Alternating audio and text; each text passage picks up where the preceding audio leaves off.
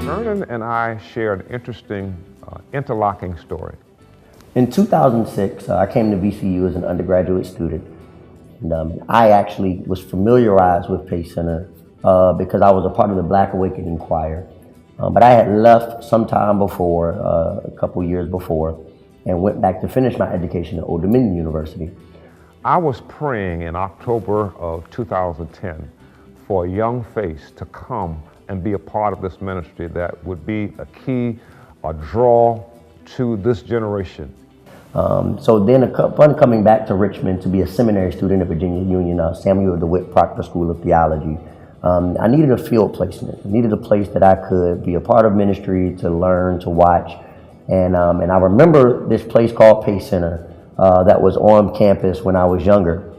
And as I finished praying, there was a knock on the door. And I'm saying to myself, all right, God, you're showing off now. Because when I got to the door, there was Vernon. Pastor JD came to the door, and I began to share with him my desire to do some ministry endeavors, and that I was in seminary at the time looking for a field placement. I said, now, this is not coincidence, because there are no coincidences with God. This has to be a God-moved thing. And so Vernon started. And his assignment initially was to do a Bible study. And he said, I have some ideas that I think might work with this generation. I've been here at this school. I know this population. I know how to think. I know how to react. He said, so let me do some things. I said, all right, it's yours. Go for it.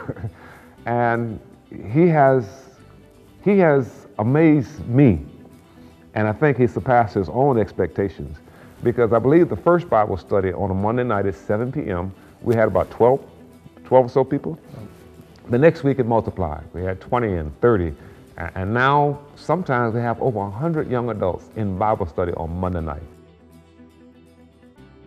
The Bible study was going great, but we wanted to do something else. We wanted a worship experience that would be attractive to the young people, would be meaningful to the young people. And we knew that we needed some pieces in place.